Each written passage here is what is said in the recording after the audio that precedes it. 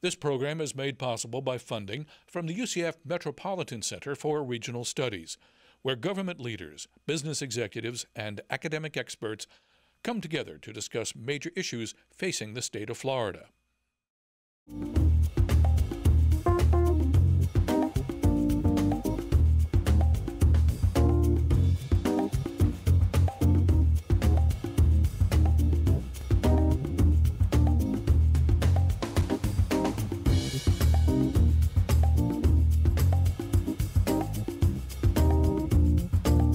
Hello and welcome to UCF Metro Center Election 2012. I'm Diane Trees, Director of the UCF Metropolitan Center for Regional Studies and your host for the evening. This fall, we're bringing you a series of political discussions and candidate forums in an effort to help you decide at the polls. Metro Center Election 2012 is brought to you by WUCF, Central Florida's home for PBS, in collaboration with the League of Women Voters. Tonight, we'll take a look at this year's races. Who is running to represent Central Florida in Tallahassee and Washington, D.C., and what do you, the voter, need to know about these candidates? Joining me for tonight's discussion are Mike Lafferty, the Orlando Sentinel's opinions editor, and Professor Mark Logas from the Political Science Department at Valencia College. Mike and Mark, welcome to the show tonight. Happy to be here. Mike, let's start with you. The Florida races, federal and state, seem so competitive, much more than usual. Why do you think that's so? Well, in a word, I'd have to say it's redistricting, this once every 10 years process of redrawing the voting lines, the voting districts for state and federal races. And you really had some seats get shaken up this year. For example, Scott Placon was in a pretty solid Republican district in Seminole County. Well, he got drawn into a district with the incoming House, not the incoming, but in several years, House Speaker Chris Dorworth. Placon had to move, and now he faces a challenge into a less favorable district. He faces a challenge now from a fairly serious Democrat. So really, it changes the whole complexion of the race for him. It does. With that. Mark, what are your thoughts on that? Well, I think obviously redistricting has a lot to do with it, but I also think the events and issues and topics that have been hitting the American people, Floridians, also, it's either now or never, I think, with a lot of people. They see the direction of the country either going the correct direction or it's not going the correct direction. And so I think you're looking at some of the issues such as the Affordable Care Act, the recent decision by the U.S. Supreme Court to uphold it. And I think those topics and decisions have brought out Tea Party candidates. Cliff Stearns, for instance, loses in a Republican primary. It should have been a safe seat for him. Big surprise, right? And so I think what you're seeing is that some of the federal issues are trickling down to the states, and that the states feel that there's something they need to do, and that is to get some candidates out. Mark, what about campaign finances? It always seems to me there's just a huge amount of money spent anyway. Mm-hmm. Are you seeing more this year with the political climate, the competitiveness of the races, or do you think it's just the customary? Well, there's definitely been an increase, and I think the media actually has some of that to blame. I mean, you think about it, who regulates the cost for airtime or newspaper advertising? So candidates are raising a lot more money because they have to, because advertising is costing more. The websites, the new media has helped, but as you know, we're going to talk about some of these races. I went to these websites for the campaigns, and some of them were very impressive, and as we were talking earlier, said absolutely nothing. And then some don't look so well, and yet they say quite a bit. So, right. Well, I'd have to jump in and say that unfortunately for the newspaper industry, newspaper advertisements are not as prevalent as they used to be. But you're right about the. I think it's more the airtime that it costs to get on TV in big markets. It's very expensive, and there is a lot of money being spent. It's hard to tell at this point how much more, but just in the presidential election so far, Barack Obama is pushing $600 million in money raised, and Mitt Romney is somewhere around $525 million. So they've combined gone over the $1 billion mark already. Now, you talk a little bit about the strategies with the campaign spending. There are a number of veteran Republican incumbents that have not faced opponents in the past, but have challengers this time around. Is that a common strategy for the opposing party to tie up funds? Is it effective? Is it a strategy? I don't know. I think if you are, I'm a believer that every race should have at least 2 competitors. So I'm glad to see that even if it's in a primary, to see 2 Democrats or 2 Republicans. I think that enhances the ability for people to make a choice. I don't know that candidates are that savvy, or political parties, to tie up funds to run someone who doesn't really have a chance. What do you think? I don't see much of that because on the flip side, if the Democrats put up a candidate, they might have to put some money into it too, and that candidate, if they raise money, will be siphoning off money that could be going to other Democrats. So I don't really see that. Well, the gamesmanship that goes on is, not to get off subject, but it goes on in the primary when you'll have, say, 3 Republicans running in a race and no Democrats, and they'll put up a write-in candidate who will then make it a closed primary, so only Republicans are voting. So that's a little off topic, but if we're talking about gamesmanship, that's where it's happening. Well, let's talk a little bit about moving on to strategies in the economy. I'm a little surprised that the Republican Party hasn't challenged some of the remarks that President Clinton has made about none of his predecessors facing an economy this bad and turning it around in 4 years. It could be argued that Ronald Reagan did that. Why do you think they haven't at least countered with some? Maybe I just haven't heard it. I think there has been some countering of it, but it might put Republicans in the position then of talking about what kind of recessions these were. The recession that Ronald Reagan faced was one that was primarily brought on by inflation. Inflation was really out of control. About 14%. Yeah, and there were some things that he was able to do, like bring interest rates down to get a handle on that. Interest rates right now are practically at 0, and a lot of economists would argue that this recession was a very different creature from previous recessions. Than anything we've seen. Yeah, it basically was based on the collapse of financial institutions and the housing market. Looking at Central Florida now, why are our races, Mark, maybe you can answer this one, why are our races here so critical to impact the state? Well, you have that supermajority that's been there for so long, that the Republicans have had. I remember covering elections pre-1980 when you had one Republican, Ed Havel, in local government up in Lake County where I used to cover, and Lou Fry was it for Central Florida. And then Ronald Reagan came along, inheriting what he had inherited, and within 4 years turned it around, 49 of 50 states.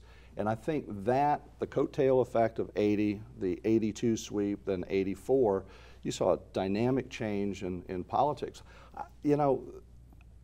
I think the Republicans have really lost an opportunity here by pretending that Ronald Reagan didn't exist. But I also think they're making a huge mistake. If I might go into Lake County, there was a race with Ed Havel, the late Ed Havel. He was the property appraiser, elected in 1976. The Republican establishment ran someone against him, Senator Kerry, Kerry Baker, I should say, and no experience whatsoever in that race.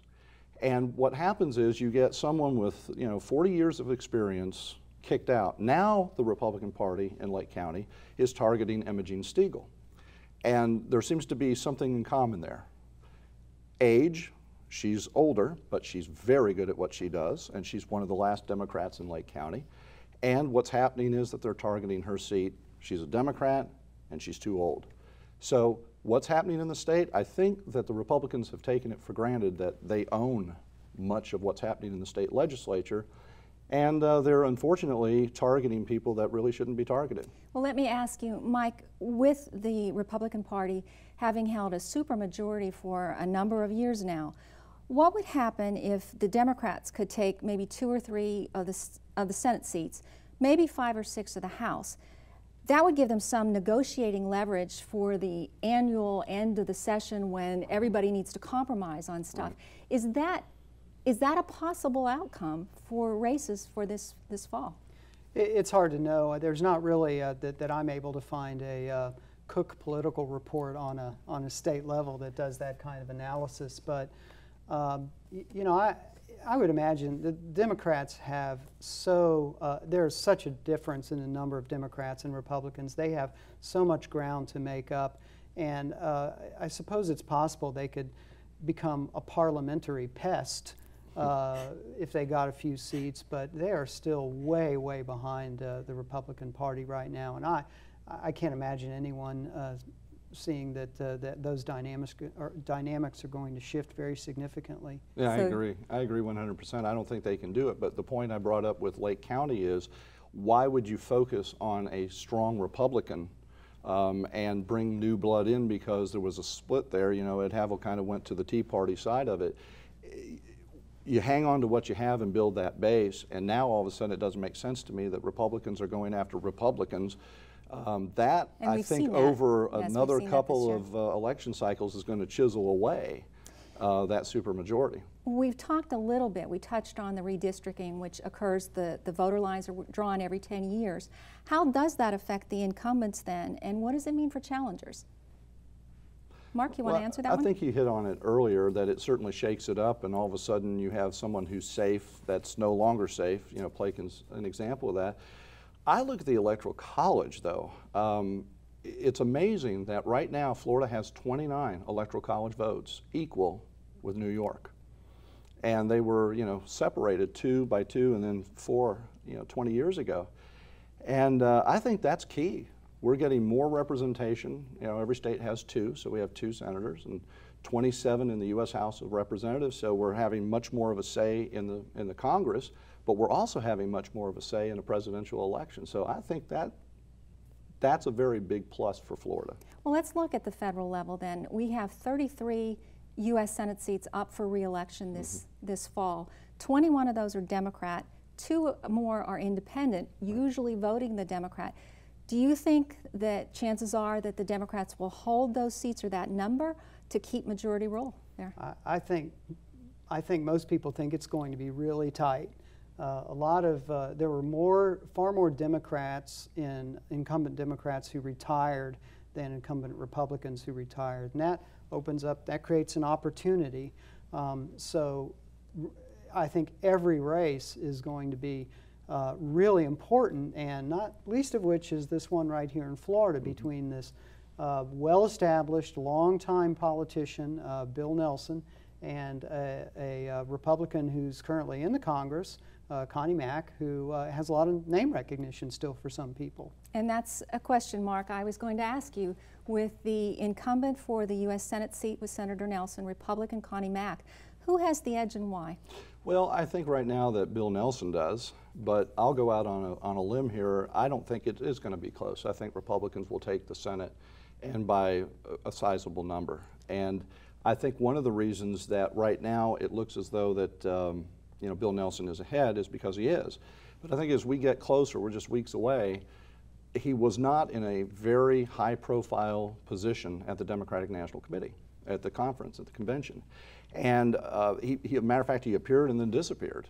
And if you've heard him speak lately, he's not talking about the Affordable Care Act. He's not talking about that voting record. And again, I think Republicans are their own worst enemy. Here is a very vulnerable seat. And I think with somebody of stature, Bill Nelson would not win re-election. I think it's going to be close, but I think if Connie Mack starts focusing on that voting record and drives that message home, the momentum can build to him. I think he might take that seat. That's a very good point. Well, the Republicans might be kicking themselves a little bit for not earlier on having identified a strong candidate from the start to run against Bill Nelson. If you remember, Connie Mack said he was not going to run. And then in fact, he sat in our editorial board in a meeting one time and said he wants to go watch his kid play baseball. And remember, he's from a baseball family. And people took him at his word. Well, then you had all kinds of other gyrations. The other candidates in the Republican primary were not looking strong. Adam Hasner got out and ran for a congressional seat. Connie Mack jumps back in. So the Republicans lost some ground there, but I think Mark is is right that this is hardly a lock for Bill Nelson, especially in an election year like this in a state like Florida. And Republicans could have actually had that seat. As you recall, you know, they pushed Bill McCollum to the side when they ran Mel Martinez. Had they waited, they would have been able to have Mel Martinez win and then run Bill McCollum win, and then Mel Martinez would have been available to run against Bill Nelson.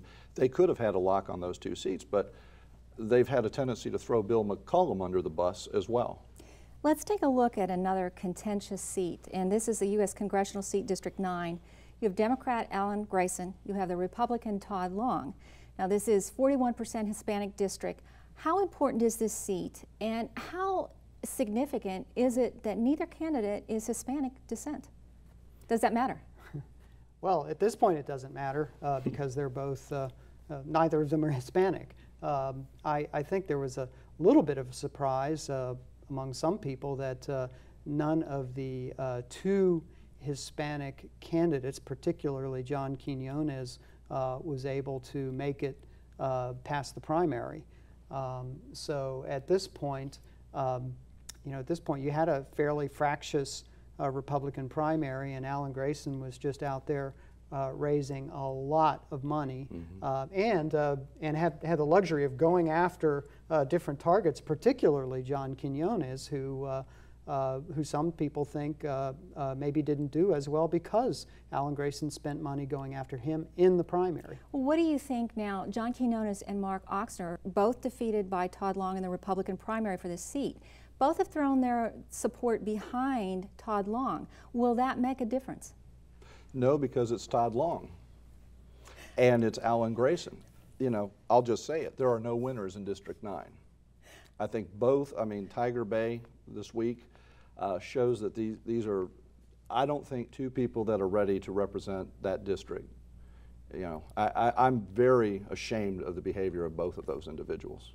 Well, I have to say the upside in that race, though, perhaps, is that it's a very clear choice between candidates. You have a very far right favorite of the Tea Party, and you have a very far left favorite of the liberal wing of the Democratic Party. So there's not a lot of muddle in the middle. Except for the fact that everyone seems to be in between, and I think maybe wishing there was, you know, one other person. A little more selection, possibly. A little bit more selection. Let's talk about the U.S. congressional seat for District 10. Now you have Democrat Val Demings, former Orlando police chief. You have the incumbent Republican Dan Webster, who spent 28 years in our Florida legislature.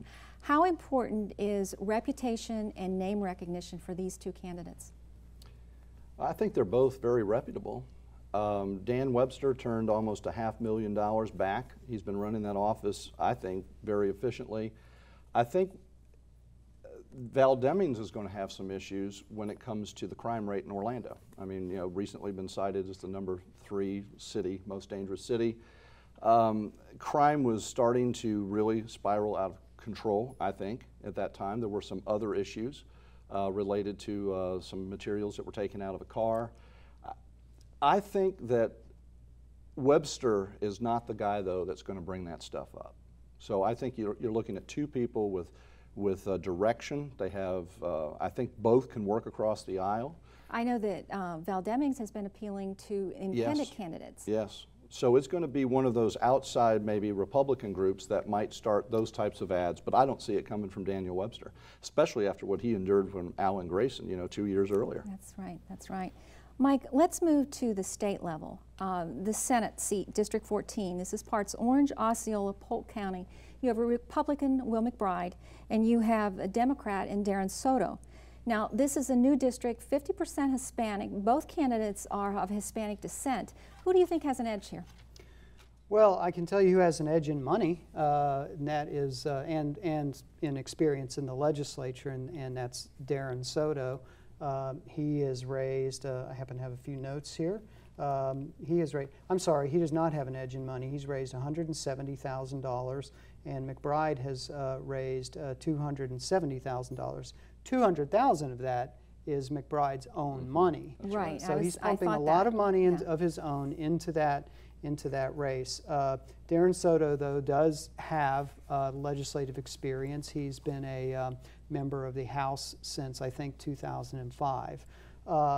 Now, we were talking about this earlier. The strange thing about this race is that the support for the Republican candidate is coming from trial lawyers. He is a trial lawyer, William McBride. Yes. It's coming from trial lawyers like John Morgan, who has a lot of money, and some support for Darren Soto, the Democrat, is coming from the Florida Chamber of Commerce. So how does this factor in? Who gets the edge by either the money for the campaign or the pool, the lobby pool for the endorsement?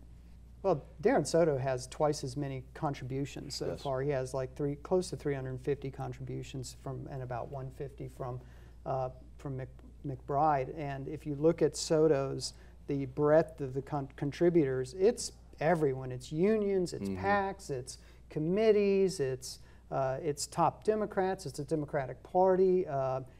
It's pretty widespread. He's the people's candidate. And that becomes one less seat of the 3 that Democrats need in order to end that. That's correct. Right? That's correct. So I think that's a race that I think, I don't think McBride's going to walk away with that at all, no matter how much money he spends. Let's look at a House seat. This is District 49. It's the UCF area with Orange County. You have 2 candidates. Republican is Marco Pena, and then you have the Democrat Joseph Saunders. Both rising stars in their parties. Both big name endorsements, they've raised money. This is a Democratic district, but you've got, how is this going to affect Marco Pena? Well, before I said that there were no winners in that U.S. District 9 race, and I would have to say in the House seat 49, everyone's a winner.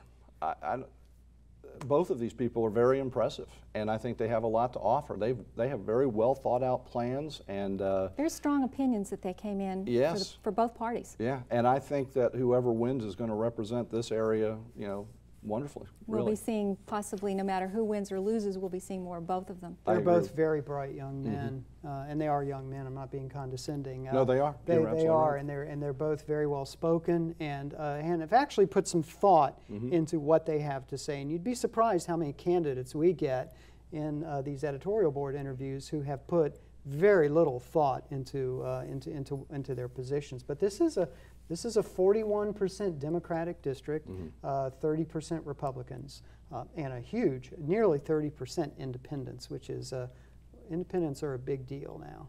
Well, I want to touch back on a really important Senate race. We've got District 8.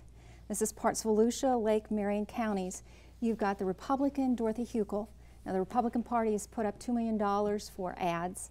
You've got the Democrat with Frank Bruno, big supporting $1 million from the Democratic Party. Why? Actually, this makes it, I think, the second most expensive legislative race in Florida this year. Why is this seat so important? And who has the edge? What do you think? I don't have a clue why it's so important. I hope you can answer that, because I don't know what it is specifically, other than that, you know, maybe they've just targeted State Senate 8 because they're looking at that 3, and, you know, if it gets down to 2 and this could be the 1, and if there's a fluke. I don't know, but it's a lot of money that has been spent. And it's a race. Unless there's something I'm missing in that particular race, I don't see anything special about it. Mike, what do you think? Well, this is a real race, and it is, remember, in the Senate there are only 40 seats. So each seat counts for more than House seat. And both of these candidates are experienced candidates. Dorothy Huckel was, I think, the mayor of Port Orange for a time. She's been in the House for a few years now. She's term limited out of the House, actually. Right. She's been there so long. But Frank Bruno is very well known in Volusia County. He was the first elected chairman of the county after a charter change was made to create that position. And he cuts across party lines. He has support both from Democrats and Republicans. So this is a very competitive race. Yes, and I think both of them are well liked as candidates. So. They're both seen, I think, as serious candidates and serious people. Yes. You know, Dorothy Huckel gets in the trenches and works pretty hard in the legislature. And Frank Bruno is also a thoughtful person. So I'm sure both these parties want this seat very badly. Certainly putting the money into it. Well, and it's good that you have these candidates, and I think that's what Floridians are clamoring for. They are clamoring for, let's work together to move the state forward. And you know, we've just talked about a couple of races where there are so many promising prospects there that wish they were spread around a little bit, yeah, a little more. Well, let me ask you this. We've touched on redistricting. We've seen how policies and issues can be decided by just a few votes. What do you think is going to dominate this year's election? Is it going to be the issues, or is it going to be the parties and the people? I think it's going to be President Obama. I think it's going to be what you see going on in the Middle East right now. If it is true that there was word that we were warned prior to what happened in Libya, that's going to be a huge problem just weeks before the election. The president did not even honor the memory of the second anniversary of the Affordable Care Act, Obamacare. I think that's very telling. So I think that this whole election, at least for me professionally, is going to be, do we want to move in the direction that we have been in the last 4 years for 4 more years, or do we want to shift gears? Mike, what do you think? Well, you know, I think both of the parties are presenting this election, and somewhat accurately, as a choice between what direction people choose to take. I think Mark is right. I think as the presidential election goes, so will some of these close seats in Florida. At the moment, President Obama has been trending upward in some of the battleground states, including Florida. But all it takes is one misstep, one revelation. It's not October yet, but one October surprise, yes, maybe a September surprise. Yes. That 55 days. Right. That ends up reversing that trend. There are some stories right now about how the Romney campaign is worried. They don't like the way things are trending, but as you just said, there's a long time left, especially in American politics. Mark, Mike, thank you so much for sharing your thoughts tonight. My pleasure. It's been a pleasure being here. Thank you. That's all the time that we have for tonight. Thank you for tuning in to Metro Center Election 2012, and thanks to Mike and Mark for joining us. Remember that Election Day is Tuesday, November 6th. To submit a question for future discussion or debate, visit WUCFTV.org/election2012. I'm Diane Trees. Thank you for watching.